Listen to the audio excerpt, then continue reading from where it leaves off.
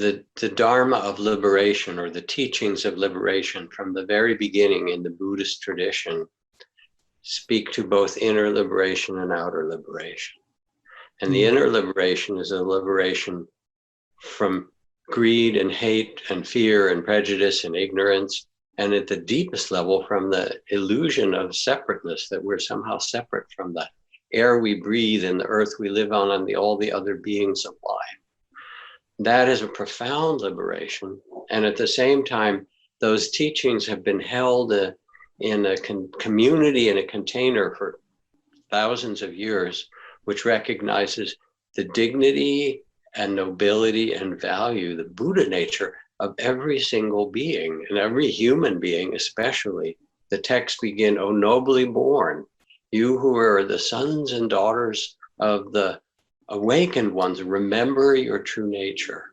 And then with that, going back historically to the time of the Buddha, he very directly went against the caste and racist systems of India, which even to this day condemn millions of people to a kind of racist social hell, basically. If you're born as an untouchable child in India and you grow up, you're taught that if your shadow crosses the food of a high-caste Brahmin, it has to be thrown out because you're impure by nature.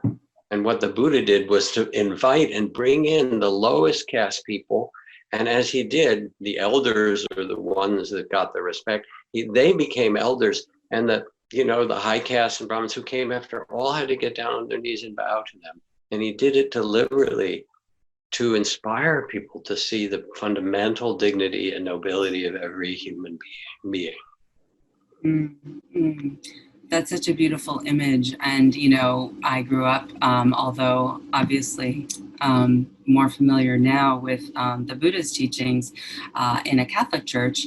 And one of the stories that, I remember stuck out for me was that there was the washing of the feet of the woman who was a woman of the night. And there was also the sort of teaching of,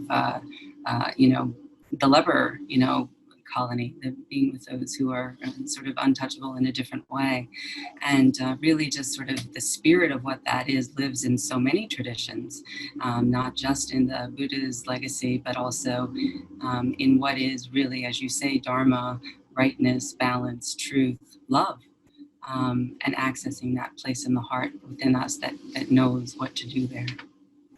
Yeah, and the point is not for anyone to become a Buddhist. You can spare your friends and family from some new religious fervor upon you, but to become a Buddha, to become someone who sees with the eyes of compassion and the wisdom of the heart and lives that way. And then it's Buddhist, Christian, it's the mercy of Allah, and it's the wisdom of the indigenous grandmothers, and all of that carries the same truth.